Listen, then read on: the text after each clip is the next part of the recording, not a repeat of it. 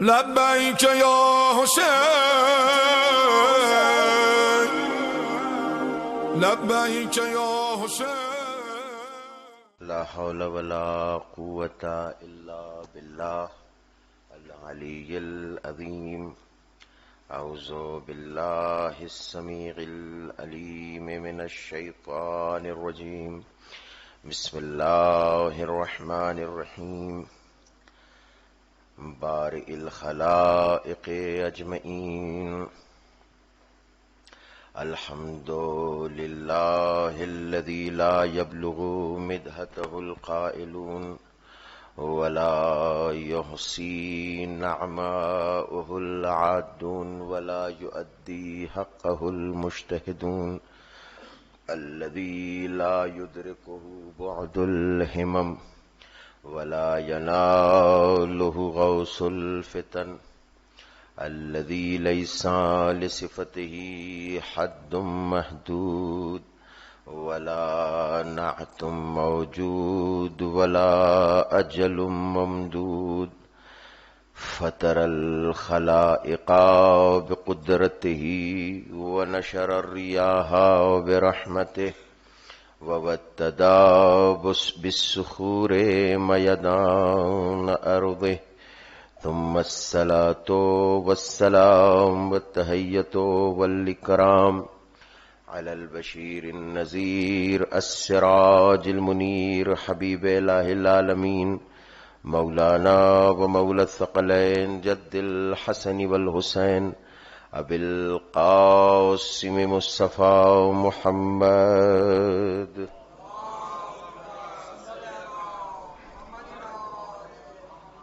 لا سيما وابن عمه ووصيه ووزيره وخليفته نور الأنوار حجج الجبار والد الأئمة الأطهار المولود في بيت ذي الأستار غالب على كل غالب مطلوب كل طالب الذي حبه فرض على الحاضر والغائب امام المشارق والمغارب علی بن ابی طالب.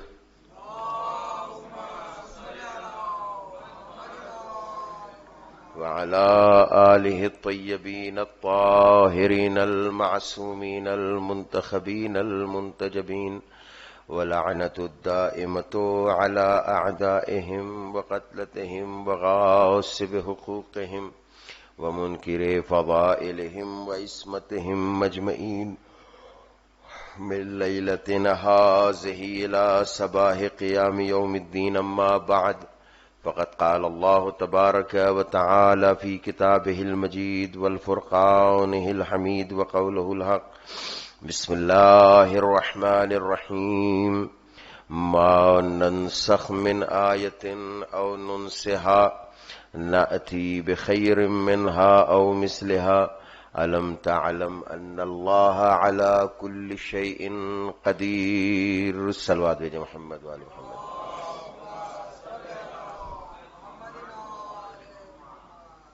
حضرات، آج محرم کی پہلی تاریخ گزر گئی اور شب دو لگ چکی ہے. اب دیکھیے کہ کتنی تڑپ کے ساتھ، کتنے اشتیاق کے ساتھ ہم اس ایام عزا کا انتظار کرتے ہیں. اور ابھی چاند نمودار ہوا تھا، ابھی فرش عزا ہم نے بچھایا تھا، ابھی وقت نہیں گزرا مگر آپ دیکھیے کہ پہلی تاریخ گزر گئی. اچھا، عجیب بات ہے، اس 10 دنوں میں سال بھر انتظار رہتا ہے اور جب یہ دن آتے ہیں تو اتنی تیزی سے گزرتے ہیں کہ اس کا اندازہ نہیں ہوتا. وقت بہت کم ہے، تھوڑے سے دن ہیں، لہذا گزارش کروں گا کہ ان دنوں کو خاص طور سے عشر اول ہمارے درپیش ہے تو ہم لوگ جتنا ہو سکے آنسو بہائیں، جتنا ہو سکے روئیں اور کربلا والوں کی قربانی کو یاد کریں۔ حضرات، آج یہ میری دوسری نشست ہے اور میری گفتگو جو ہے وہ سورہ بقرہ کی 106 نمبر آیت کے ذیل میں ہے۔ میرا موضوع آپ کے ذہن میں ہے، عنوان کہ عرفان اہل بیت، معرفت اہل بیت قرآن کی روشنی میں۔ کل کچھ آیتیں آپ کی خدمت میں عرض کی تھیں اور آج بھی جلدی کچھ آیتیں آپ کی خدمت میں عرض کروں گا۔ ہماری گفتگو یہاں تک پہنچی تھی کہ قرآن کی آیتوں کے ذیل میں اہل بیت وارث ہیں اور قرآن میراث ہے، ٹھیک ہے نا؟ اور میراث اور وارث کا قاعدہ اور قانون یہ ہے کہ وارث برتر ہوتا ہے میراث سے۔ تو جو فرما رہے ہیں آپ، اگرچہ پیغمبر نے ان دونوں چیزوں کو ہمیں سونپا ہے، مگر ہماری گفتگو دوسرے لحاظ سے ہے۔ جو قرآن نے کہا کہ ثم اورثنا الکتاب الذین اصطفینا من عبادنا، کہ اس کتاب کو نازل ہم نے کیا ہے، قرآن کو۔ دیکھیں، میں بہت آہستہ بھی جا رہا ہوں، انشاءاللہ آپ میرا ساتھ دیں گے تو لطف آئے گا۔ کل ماشاءاللہ بہترین ساتھ دیا آپ نے سننے میں، سماعت کرنے میں۔ تو قرآن نے کہا کہ اس قرآن کو ہم نے نازل کیا اور ہم ہی اس کا وارث کیا کریں گے؟ بنائیں گے، یا بنایا ہے ہم نے وارث، ہے نا؟ یعنی اللہ نے صاف کر دیا قرآن کی اس آیت میں کہ وارث بنانے کے چکر میں نہ پڑنا، یا اپنے جملوں میں کہہ دوں سقیفہ کے چکر میں نہ پڑنا، ہم نے تمہیں غدیر دے دیا ہے۔ توجہ ہے نا؟ کتاب ہم نے نازل کی، اس کا وارث بھی ہم ہی بنائیں گے، اور پھر پہچان بھی بتا دی کہ جو وارث ہوتے ہیں وہ مصطفیٰ ہوتے ہیں، اور جو مصطفیٰ ہوتے ہیں تو ان کی پہچان کیا ہے؟ ہاں، وَسَلَامٌ عَلَىٰ عِبَادِهِ الَّذِينَ اصْطَفَىٰ، اور جو مصطفیٰ ہوتے ہیں ان پر میرا سلام ہوتا ہے۔ نہیں پہنچی بات آپ تک؟ کل کا جملہ دہرا دیتا ہوں، رضی اللہ مصطفیٰ نہیں ہوتے، علیہ السلام مصطفیٰ ہوتے ہیں۔ تھوڑا سا میرا ساتھ دیجئے تو انشاءاللہ لطف آئے گا۔ تو ہماری گفتگو ان آیات کے ذیل میں، یہاں تک میں نے کل کی بریفنگ آپ کی خدمت میں پیش کی ہے، مختصر خلاصہ پیش کیا ہے، البتہ وہ ہمارے ہاں کے میڈیا والا خلاصہ نہیں ہے نا۔ ہمارے ہاں میڈیا کی زبان بڑی خراب ہو گئی نا، انکشاف کو خلاصہ کہتے ہیں۔ بتائیے، آج اس بات کا خلاصہ ہوا، ارے کہنا چاہیے آج یہ بات سامنے آئی یا آج یہ بات منکشف ہوئی، نہیں، آج خلاصہ ہوا، جبکہ انہیں نہیں معلوم کہ خلاصہ کو ہندی میں سنکشیپ کہتے ہیں، مختصر کرنا کسی چیز کا۔ توجہ ہے نا؟ تو میڈیا کی زبان بڑی خراب ہو گئی ہے، میڈیا بھی خراب ہو گیا ہے۔ ایک صلوات بھیجو محمد و آل محمد پر۔ جانے دیجیے، اس مسائل میں ہمیں نہیں جانا ہے۔ کہنے کا مقصد یہ ہے کہ خلاصہ یہ ہے کہ قرآن کل کی گفتگو کا، اور وہیں سے میں آگے بڑھاتا ہوں، خلاصہ یہ ہے کہ اہل بیت کیا ہے؟ وارث ہے، اور قرآن میراث ہے۔ اب میراث میں جو صفات پائی جائیں گی، چونکہ وارث برتر ہوتا ہے، توجہ ہے نا، لہذا میراث میں وہ صفات بدرجہ اتم پائی جائیں گی۔ توجہ ہے نا؟ اب میں ایک ایک آیت قرآن کی آپ کی خدمت میں جلدی پیش کروں گا، مجھے ذرا ایک صلوات سے سہارا دے دیجئے۔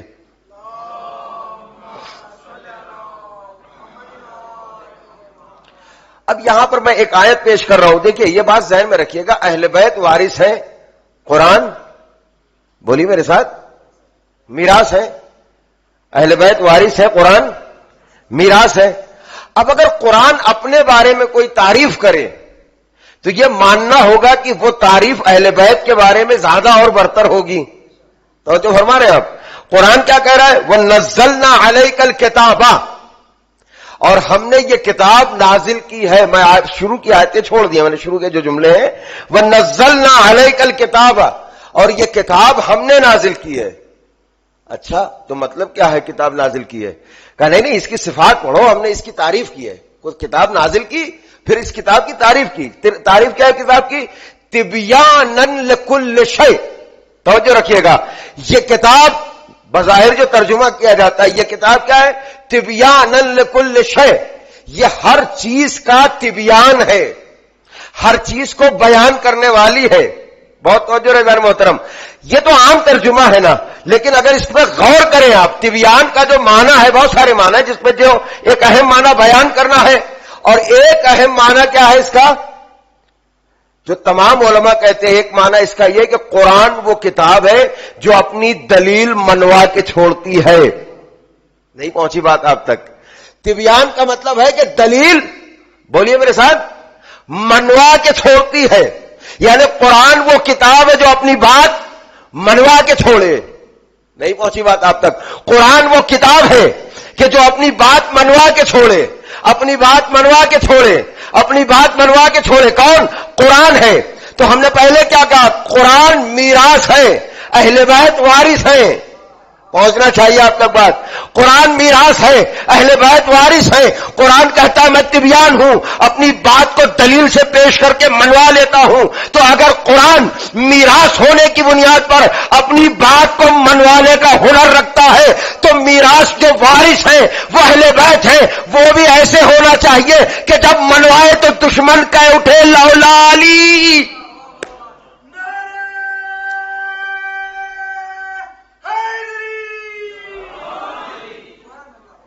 عزیزان گرامی میرے ساتھ چلیے گا. قرآن کیا ہے؟ میراث ہے، اہل بیت وارث ہے. تھوڑا سا میرے ساتھ چلیے. پھر اللہ نے کہا ہدی ورحمۃ وبشریٰ للمسلمین، اور یہ کتاب وہ ہے جو ہدایت بھی ہے، بشارت بھی ہے. تو جو ہے نا، ہدایت بھی ہے ہاں، اور بشارت بھی ہے، رحمت بھی ہے. کس کے لیے؟ للمسلمین. اب ظاہر سی بات ہے، ہدایت بھی ہے، بشارت بھی ہے، رحمت بھی ہے. کس کے لیے؟ مسلمانوں کے لیے. بہت توجہ ہے. مسلمانوں کے لیے کتاب ہدایت بھی ہے، بشارت بھی ہے، رحمت بھی ہے. تو ظاہر ہے کہ جو وارث ہوں گے وہ ان سے برتر ہوں گے. ہائے ہائے ہائے، وہ ان سے برتر ہوں گے. اسی لیے قرآن میں اللہ نے امام کے لیے کہا یاد رکھو کسی قوم کو ہم نے چھوڑا نہیں ہے، ہر قوم کو امام کے ساتھ بھیجا ہے. ہائے ہائے ہائے، توجہ نہیں کیا آپ نے. صلوات بھیجے محمد والے محمد پر. تھوڑی سی ہو سکتا ہے خوش گفتگو، لیکن قرآنی گفتگو ہے. قرآن نے کیا کہا کہ یہ کتاب تبیان بھی ہے، منواتی بھی ہے. یہ کتاب یعنی قرآن کیا ہے؟ بشارت بھی ہے، قرآن رحمت بھی ہے. توجہ رہے ایک لفظ کے اوپر. قرآن ہدایت بھی ہے، قرآن ہدایت بھی ہے. مجھے حدیث پیغمبر یاد آ گئی. قرآن اگر ہدایت ہے تو اہل بیت کیا ہوں گے؟ پیغمبر نے فرمایا کہ اے علی انا رحمت هذه الامہ، میں اس امت کے لیے رحمت ہوں. وانت ہادی الامہ، اور آپ اس امت کے لیے ہادی ہیں. اگر قرآن ہدایت ہے تو یہ بھی ہادی ہیں. صلوات بھیجے محمد والے محمد پر.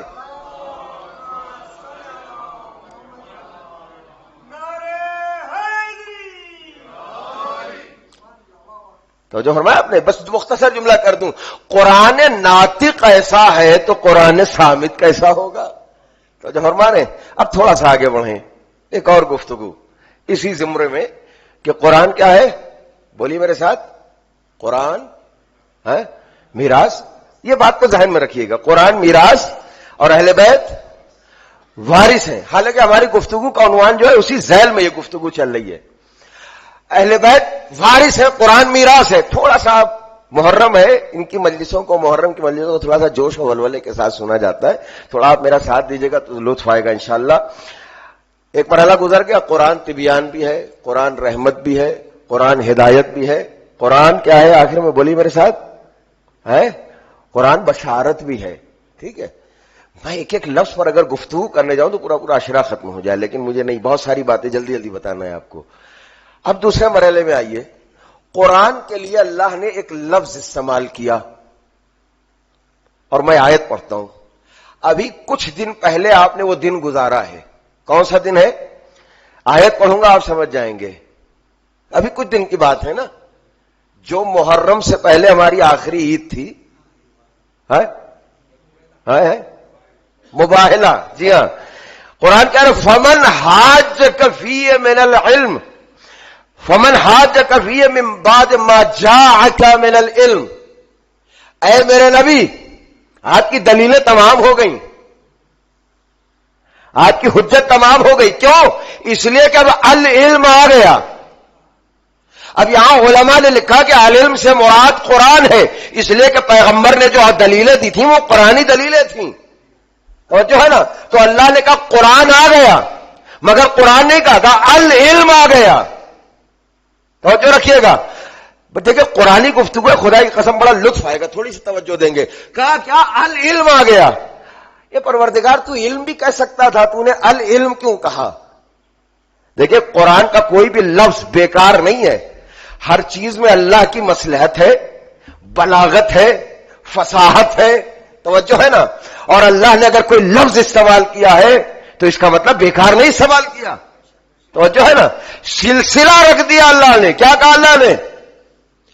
العلم آ چکا ہے. اچھا, علم اور العلم کا فرق کیا وہ سمجھ لیجیے آپ. جیسے کوئی حمد کہے, حمد یعنی تعریف, الحمد یعنی ساری تعریف. ہائے ہائے ہائے, میں پہنچا لے جاؤں. حمد یعنی تعریف. جیسے ہی ایک الف لام آ گیا اس کے اوپر, عربی قاعدے کے اعتبار سے یہ الف لام جو آتا ہے ان الفاظ کے اوپر, یہ الف لام استغراق ہوتا ہے. مطلب یہ الف لام اپنے اندر سب کچھ سما لیتا ہے. میں نہیں پہنچا پا رہا ہوں اب تک. سب کچھ, یعنی بات اب لمیٹڈ نہیں رہ گئی, ان لمیٹڈ ہو گئی. بات محدود نہیں ہے, لا محدود ہو گئی. حمد کا مطلب ہوتا ہے محدود تعریف, لا محدود یعنی ساری تعریف ہے جتنی ہم سوچ سکتے ہیں. کس کے لیے؟ اللہ کے لیے ہے. اب یہاں قرآن میں اللہ نے یہی لطف کیا, کہا علم نہیں آیا ہے, العلم آیا ہے. العلم آیا ہے یعنی سارا علم آ گیا. اے پیغمبر, قرآن سارا علم ہے. اس لیے قرآن نے بھی کہا نا, لا رتب ولا یابس الا فی کتاب مبین. ہے ہر خشک و تر امام مبین میں بھی ہے اور کتاب مبین میں بھی ہے. توجہ رہسان محترم, میں آپ کو ایک منزل تک لے جانا چاہتا ہوں. ہم کا مطلب محدود تعریف, الحمد یعنی لا محدود ساری تعریفیں. علم کا مطلب ہوتا ہے محدود علم, العلم کا مطلب سارا علم. آ گیا. اچھا, یہ العلم ہے کہاں, تھا کہاں؟ یہ توجہ کیجئے گا, آیا مباہلے والی آیت میں, مگر یہ تھا کہاں العلم؟ سوال ہے نا. تو اللہ نے کہا ہے میرے نبی, اگر کوئی پوچھے آپ سے کہ یہ العلم تھا کہاں, یعنی سارا علم تھا کہاں, تو آپ ان سے کہہ دیجئے گا قرآن کی آیت ہے سورہ احقاف کی 23 نمبر آیت. اللہ کہتا ہے قال انما العلم عند اللہ. یہ العلم جو ہے, علم نہیں, یہ العلم جو ہے کس کے پاس ہے؟ ہاں بولیے, اللہ کے پاس ہے. اچھا, اللہ کے پاس تھا یہ علم, ابھی بھی ہے, مگر اللہ نے یہ پورا علم دے دیا کس کو؟ بولیے مجھے. ہے موبائل والی آیت نے کیا کہا کہ رسول کو علم دے دیا. ہائے ہائے, میں پہنچا لے جاؤں. رسول کو یہ علم دے دیا. اب رسالت کا کارنامہ دیکھیے, جب آپ نے علی کی تعریف کی تو علم نہیں کہا انا مدینۃ العلم, میں علم کا شہر ہوں, علی علم کا دروازہ ہے. مطلب یہ ہوا جو علم اللہ کے پاس ہے وہی رسول کے پاس ہے, وہی علی کے پاس ہے.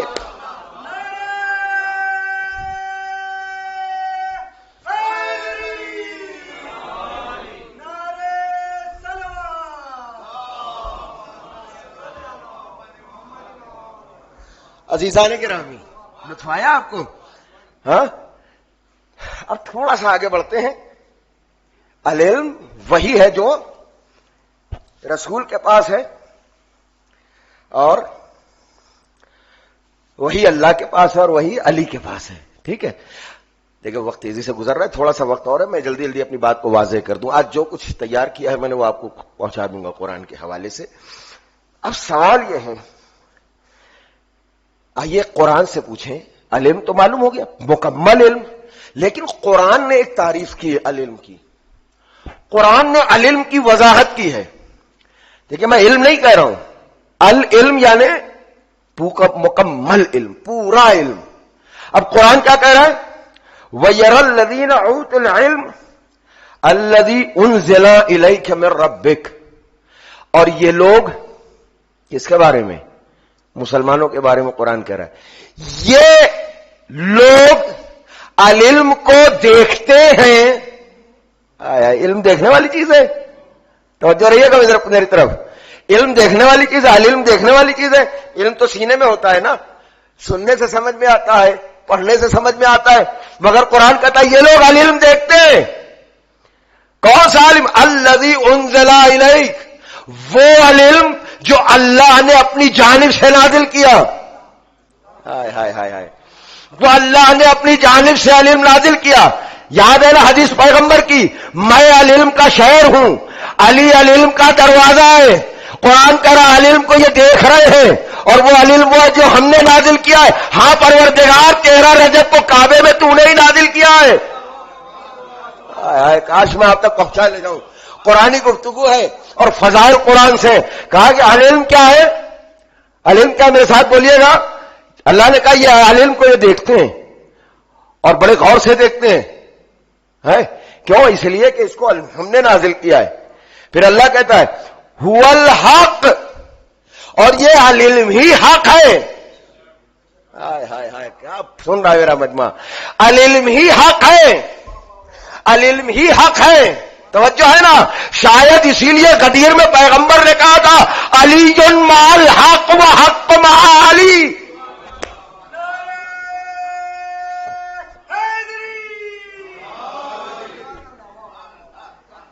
تو فرما رہے اب ایک صلوات بھیج دیں محمد والے محمد پر.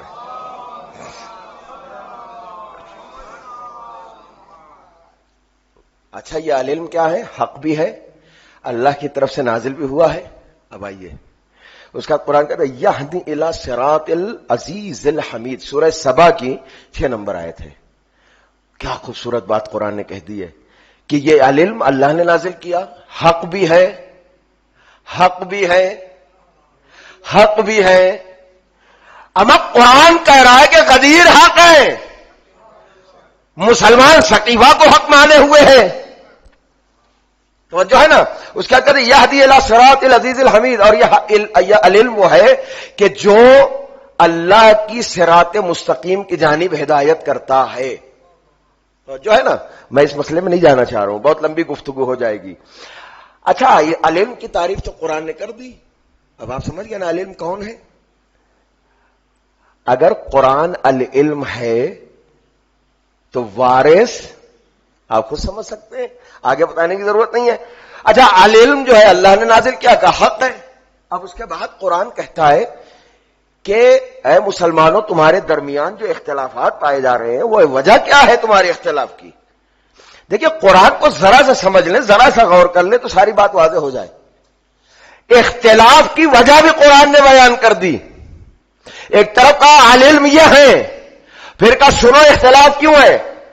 سورہ شورا کی 14 نمبر آیت میں کہتا وما تفرقوا، اور تمہارے درمیان تفرقہ اس لیے آیا، یا جملوں کو بدل کر کہوں تم فرقوں میں اس لیے بڑھ گئے. کیوں؟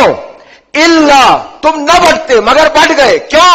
من بعد ما جاءہم العلم، اس لیے کہ جیسے ہی ہم نے علم بھیجا، ہائے ہائے ہائے ہائے، جیسے ہی علم بھیجا تم فرقوں میں بڑھ گئے، تم نے اختلاف کر دیا، تفرقہ کر دیا.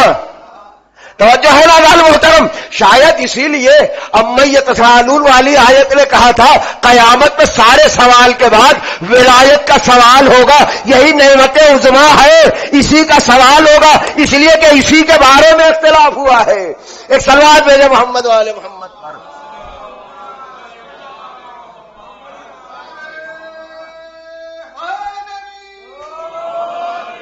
اب اس کے بعد سورہ جاسیہ کی 17 نمبر آیت، آخری آیت پڑھوں گا، پھر مصائب پڑھوں گا چند منٹ سنیے گا.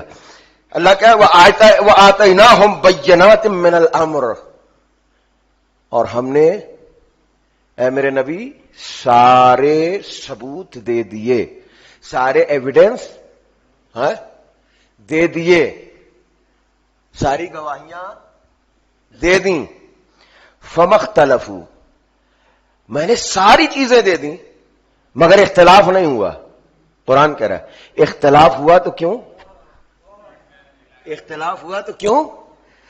الا من بعد ما جاءہم العلم، جیسے ہی ہم نے علم بھیجا اختلاف ہو گیا. مطلب کیا کہنے کا؟ ہم نے نماز بھیجی کوئی اختلاف نہیں، روزہ بھیجا کوئی اختلاف نہیں، حج بھیجا کوئی اختلاف نہیں، زکات بھیجا کوئی اختلاف نہیں، خمس بھیجا کوئی اختلاف نہیں، ہم نے امر بالمعروف و نہی منکر بھیجا کوئی اختلاف نہیں، کسی بارے میں میرے نبی اختلاف نہیں. جیسے ہی ہم نے کعبے میں علم بھیج دیا اختلاف ہو گیا. اچھا قرآن کا اختلاف کیوں ہوا؟ وجہ سن لیجئے.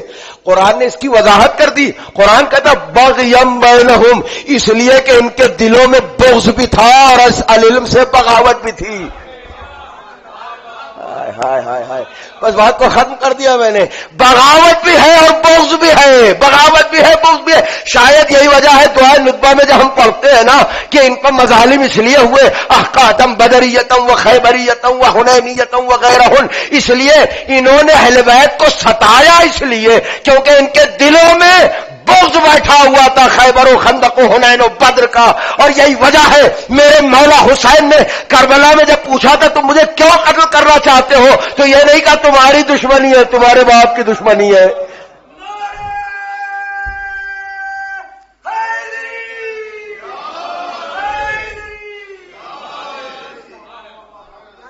جو فرمایا آپ نے کڑی سے کڑی ملائیے، چیزوں ملائی واضح ہو جائے گی. ہاں عزیزو، آج ایک محرم گزر گئی، شب دو آ گئی. ماشاءاللہ آپ میں دیکھ رہا ہوں مسلسل عزاداری کر رہے ہیں، سیاہ پوش ہیں، اور سیاہ پوش ہونے کے ساتھ ساتھ غم حسین آپ کے لبوں پر بھی ہے، آپ کی آنکھوں میں بھی ہے. یقیناً آپ اپنے پرسوں کو روکیے گا نہیں، اپنے آنسوؤں کو روکیے گا نہیں. جانتے ہو کیوں؟ ایک دکھیاری ماں بقی سے چل کر ہمارے درمیان آ جاتی ہے، اور اس دکھیاری ماں کے پاس ایک رومال ہوتا ہے.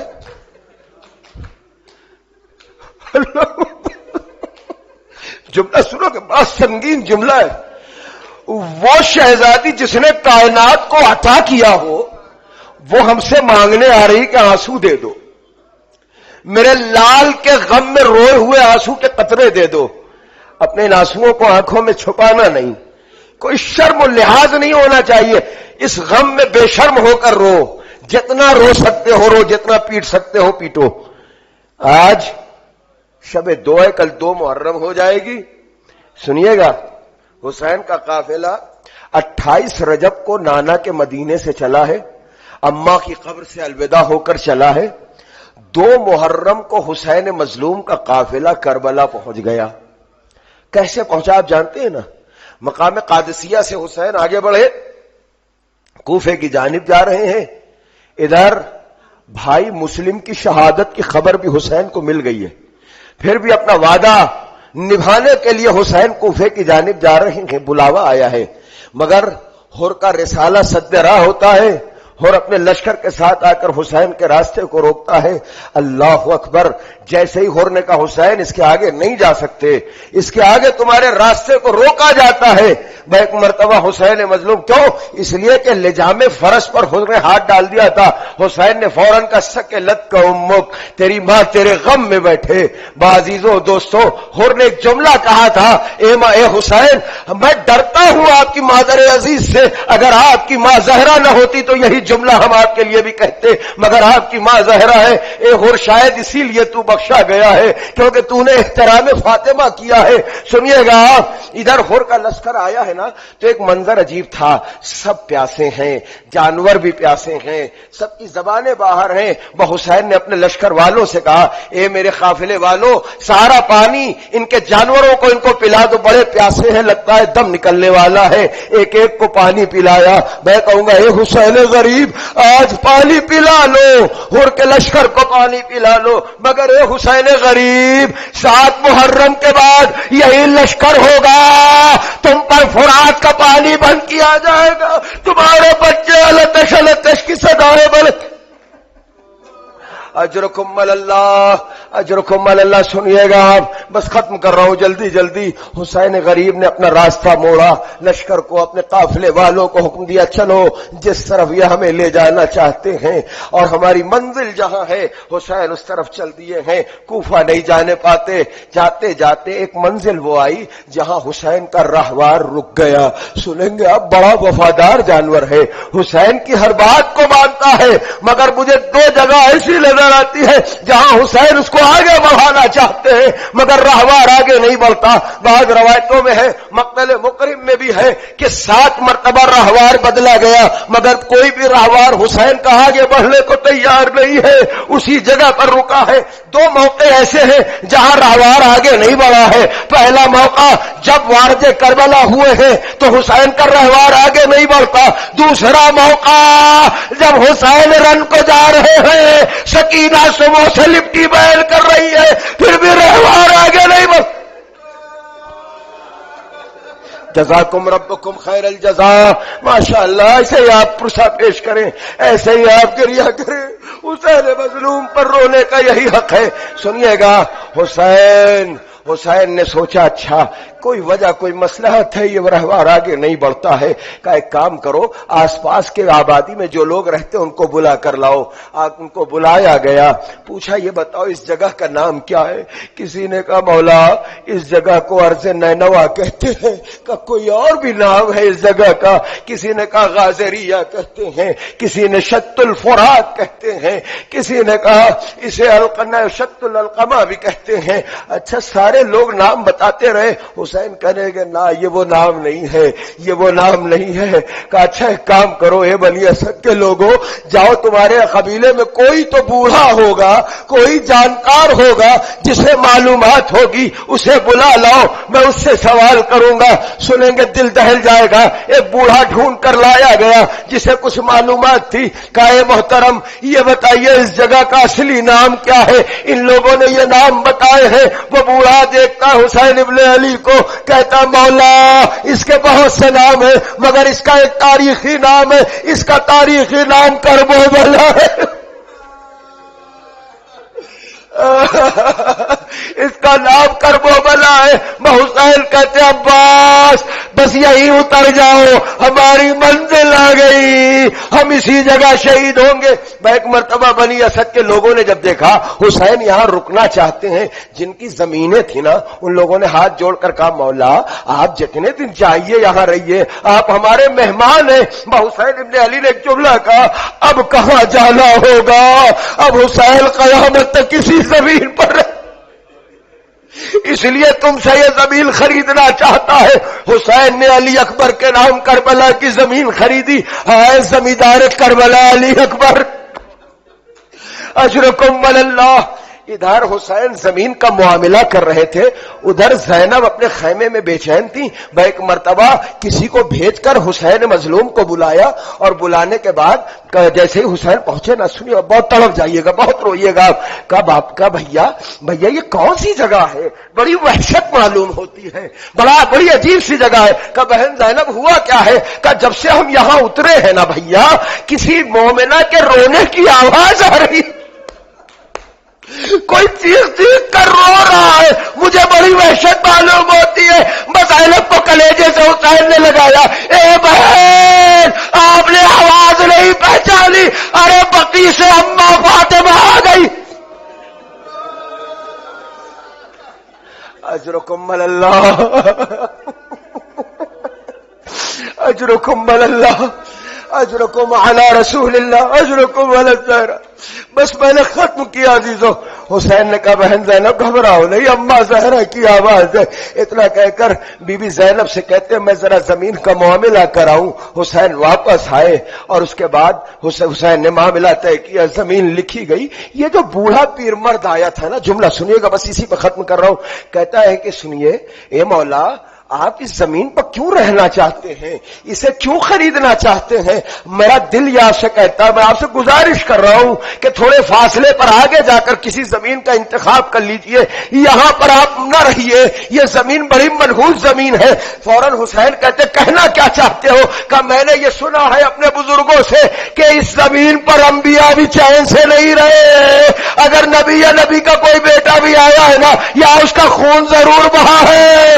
میں ایک مرتبہ حسین چیخ مار کر روتے، کہتے سنو ان کا تھوڑا سا خون بہا تھا، ہاں یہ حسین یہاں آیا ہے، ارے اپنے ساتھیوں کے ساتھ اس چمن کو لالزار بنا دے گا. الا لعنت اللہ علی القوم الظالمین سیعلم الذین ظلموا ای منقلب ینقلبون ولعنت اللہ علی اعدائهم اجمعین. ماتم حسین. لبیک یا حسین، لبیک یا حسین.